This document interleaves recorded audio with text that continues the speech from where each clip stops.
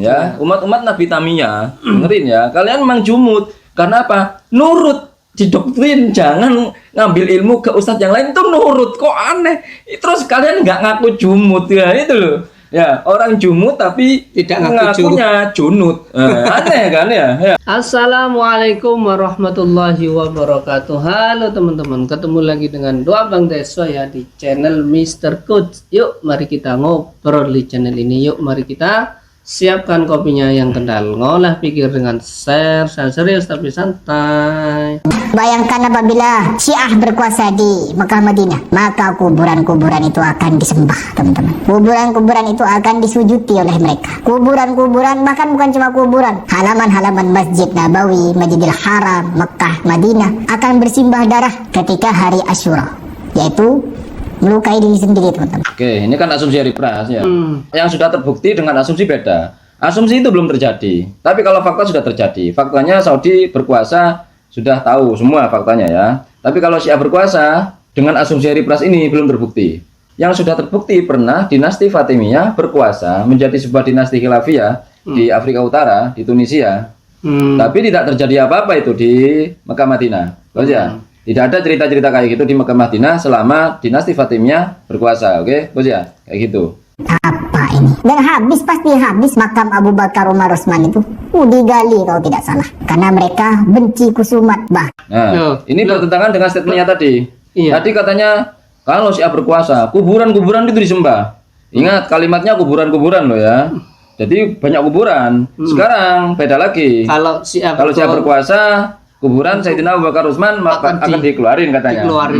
Akan dimusnahkan. Akan dimusnahkan, ya kan? Akan dimusnahkan. Padahal ini kan untuk menghilangkan jejak Wahabi. Padahal yang ingin menghilangkan makam Rasulullah sendiri itu Wahabi. Dalam sejarah Nahdlatul Ulama untuk meratakan kuburan Rasulullah Shallallahu Alaihi Wasallam karena dianggap ziarah kubur itu syirik, jadi mau diratakan.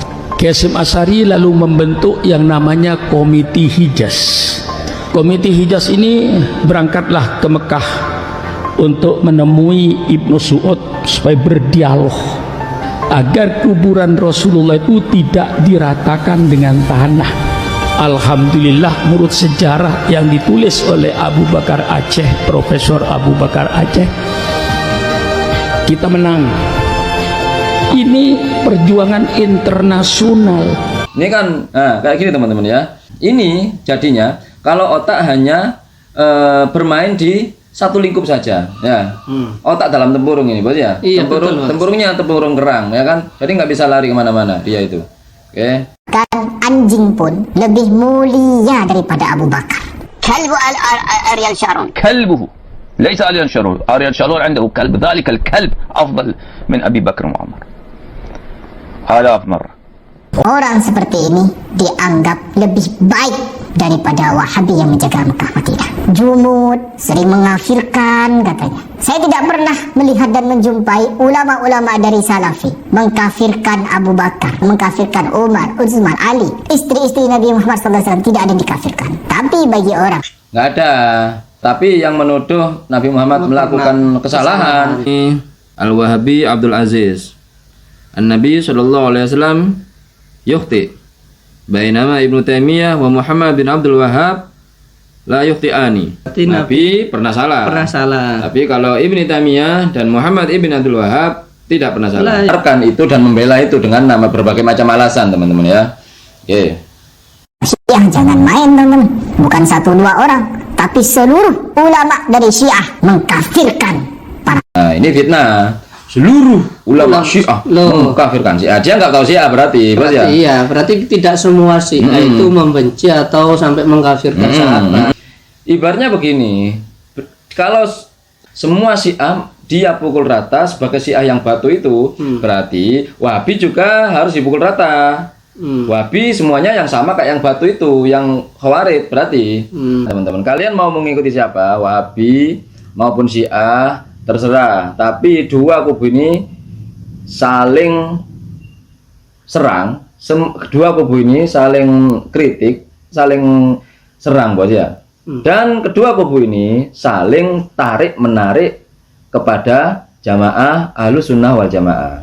Mereka semua semangat sekali untuk mencari jamaah di Ahlussunnah wal Jamaah. Dua-duanya ini ya.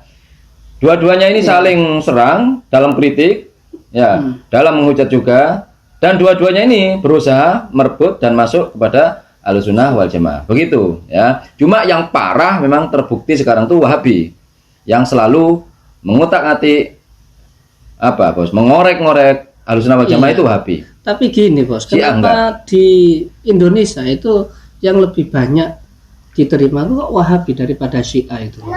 Ya karena Syiah yang masuk ke sini, yang didoktrinkan ke orang-orang sini itu Syiah batu.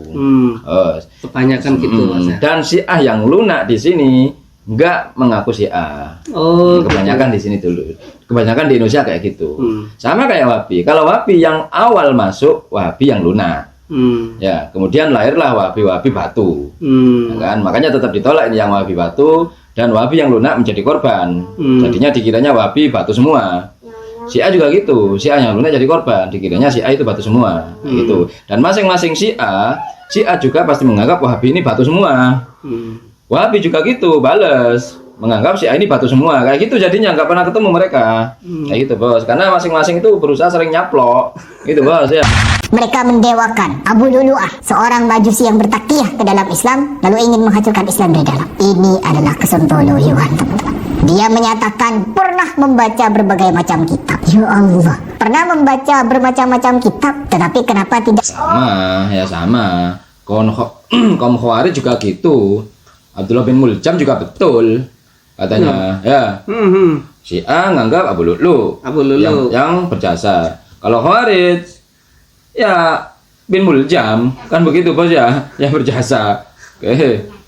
Sampai tahu kalau orang Syiah mengkafir-kafirkan. Anda itu, kalau memang Anda Sunni, Anda itu kafir bagi Syiah. Halal darah Anda itu. Saya punya kawan. Sama, Khawarij juga gitu, nganggap kita kafir. Iya, Bos, ya? Bos, menganggap darah kita halal. Halal juga, kafir juga. Ya. Beberapa dosen saya sendiri sebagai buku yang bagus. Pak Nuruddin yang tercerdas nih ya, coba dengar.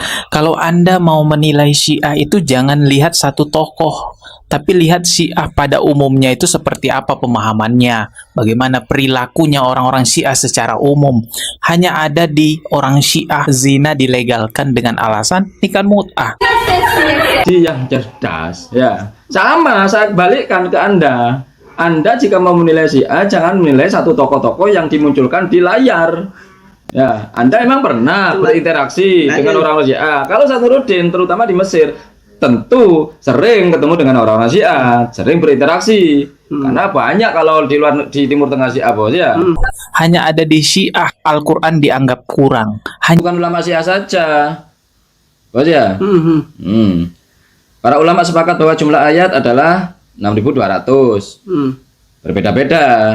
Ya, ada yang 6.204, ada yang 6.214 ayat, ada yang 6.225 ayat, ada yang 6.236 ayat. Nah, ini pun berbeda-beda, Pak. Terkait jumlah ayatnya. Terkait jumlah ayat. Kenapa harus Syiah saja? Anda kan tahunya bahwasanya emang benar berarti kata Nuruddin, orang-orang Wahabi itu jumud. Iya, Kenapa jumud? Karena mereka melarang umatnya ini untuk mengambil ilmu selain dari kelompok mereka. Makanya mereka jumud. Yakinlah, beneran jumud emang. Hal kayak gini saja mereka nggak tahu dan nggak mau mencari tahu. Mereka hanya menyampaikan apa yang disampaikan dari ustadznya, nggak mencari data lagi. Jumud memang itu, fakta itu sudah. Fakta memang jumud. Harry Pras dari dulu pengembangan ilmu Syiahnya mana? Dari dulu ya itu aja.